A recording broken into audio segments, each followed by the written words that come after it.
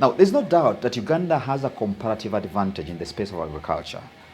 Trouble is, most of agriculture is raw material based. We never add value to a number of agricultural products.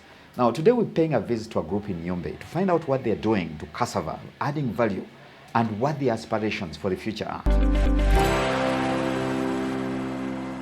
Since 2021, this project was initiated, starting with the community awareness and mobilization, and then the self-help groups in the various locations were empowered. Then after which, the 16 at this watershed called Ifra watershed, this is 16 groups combined to form the cluster for this project called the Specific Investment Funding. We are 487 with the 216 men, then the rest are females. As you see, this project, we ventured into the enterprise of cassava production and value additioning. With us, we have all these farmers working in their self-help groups and some working as individuals. And all this cassava product is bulked or gathered here for processing. We peel this cassava. It is washed 3 times. After washing, we chip it with the chipping machine. It is dried into the solar dryer. Then after drying, the cassava chips give a fine flour free from impurities. It is grinded to produce the flour, and this flour is packaged in 10 kilograms, 25, 50, and 100. We have different ways of processing cassava, the post-harvest handling. So there we were trained by the extension workers on how to harvest and preserve cassava in a very good way, giving rise to quality flour, and this flour can be used not only as bread, but for making other products like bread, mandazi, then so many things. So it is a replacement to wheat, which is being used by agro-based industries. We had an engagement to reach an agreement and the MOU with Britannia to give them this product, and then it is used for making biscuits. So we can make starch, so many products. The form of assistance we have received in making all this work is the value addition equipment. These machines, we have a 32 horsepower grinding mill. We have the solar dryer, even the building itself. It makes it very easy for us to store, to package, and then provide security. So the solar dryer makes it very easy to continuously produce cassava even if it is a season for rain. Then standard measure, this weighing scale, gives it the best. We have other assistances like market linkages. We are now producing cassava with our label, and this is what sells so much to big hotels around and other institutions of learning. We used to be doing it at subsistence scale. Because of the quality, the demand of the products went high. Then we started to produce in large scale because the customers were ready. The first intervention, we made acreage of 48 acres across the different groups. And then as this one was bulked here, every month we were able to have 3 to 4 tons of cassava flour always given out. And in stock, it is more than that. So this time, we grind and package as per the order is given to us. This one has greatly improved not only individuals, but even household members. It has made it very easy for people to realize money through this bulking and collective selling. We raise sales from the different products. The Department of Cuttings and Seeds raises money from the first season, close to 5 million. Then from the sale of cassava for the entire year, it can reach like 12 million. In the next 3 years to come, we want to become the leading producers and suppliers of cassava, quality cassava flour, not only to the region, even to the entire country and the neighboring countries. It is advisable in business to always know your banker prior to actually the point or the time when you will need them.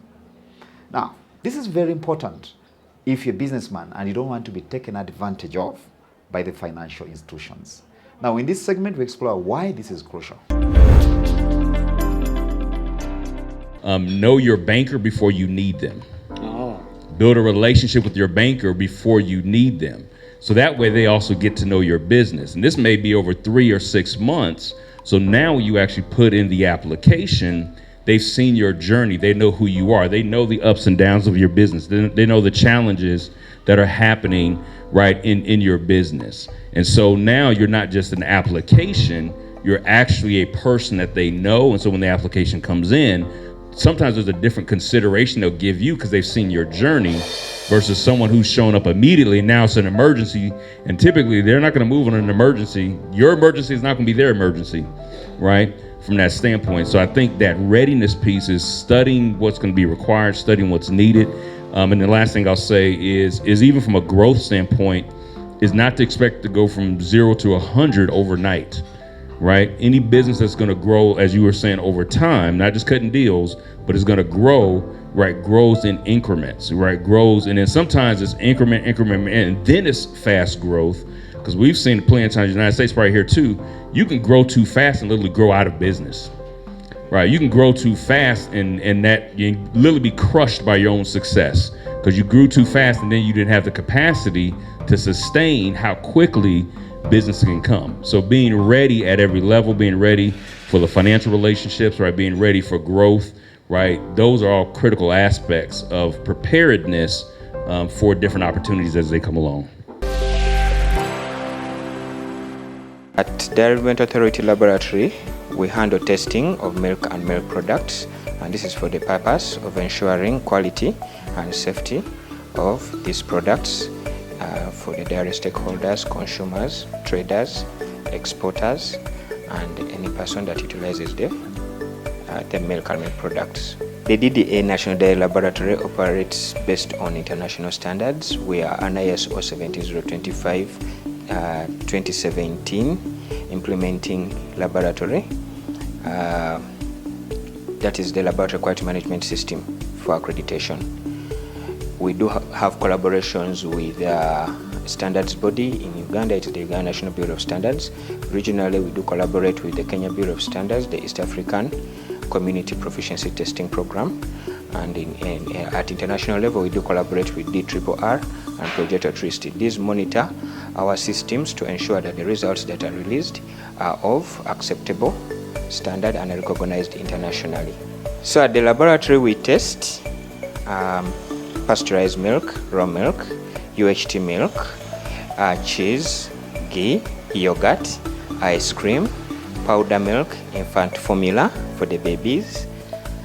We also test casein, whey protein, bongo, and kefir, cream, any other product that you can come up with that is a derivative of raw milk. At the laboratory, we have two sections. We have the chemistry laboratory and the microbiology laboratory. At the chemistry laboratory, we determine the composition of milk, the nutritional composition of the milk, to ensure that the nutrition as it is naturally in the milk is actually there. So we also determine if there are any adulterants and any preservatives in the milk, and this is for purpose of safety of the milk product. In microbiology section, we test for any pathogenic organisms that are in the milk. These are organisms that contaminate the milk along the value chain of the milk, from the farm to when the product is produced, when the milk is being transported. So we determine for organisms such as E. coli, coliforms, yeast and molds, salmonella, Staphylococcus aureus, listeria for the cold products, and we try to make sure that all these organisms are not present in the milk so that you can enjoy the milk without any potential harm. We also go ahead and determine for residues in milk. These are drug residues in milk products using state-of-the-art equipment. We do have the HPLC with us, and we also go ahead to monitor for antimicrobial residues. We also monitor for heavy metals in here. This testing and monitoring of all these parameters ensures that the dairy industry is able to meet the requirements of exporting, trading in milk locally, importation of milk, production of quality milk, and even the regulation of the milk in the industry. We have a number of equipments here that we use. For example, we have a cryoscope that determines added water. Added water is one of the biggest, one of the challenges or common challenges you find in the dairy industry for pasteurized milk and UHT milk. So it will ensure that these milk products are free of any added water. We also determine that there are no adulterants that are found in the milk. Some of these adulterants are common baking powder and so on. So we have equipment that determines that these adulterants are absent. We also determine the composition of the milk to ensure that the nutrition such as proteins, calcium, and all the vitamins and mineral salts that are in the milk are actually as they are supposed to be. We determine the fat content, which is one of the basic parameters in milk, very important for children's growth. So we determine the fat content in the milk using one of the best equipments around, using the Rose-Gottlieb method. We also have, we do monitor residues, and these are drug residues. This is an issue that comes in that milk comes from animals which are farm animals. These farm animals can fall sick and they are actually treated. If not well administered, these drugs can link into the milk. So we do monitor that process by determining that these drugs residues are actually absent. We do have a program of antimicrobial residues. These are microorganisms that would otherwise bring drug resistance in the milk. This program helps us to determine these organisms that would, if otherwise ingested, would bring about resistance to some drugs in the human being.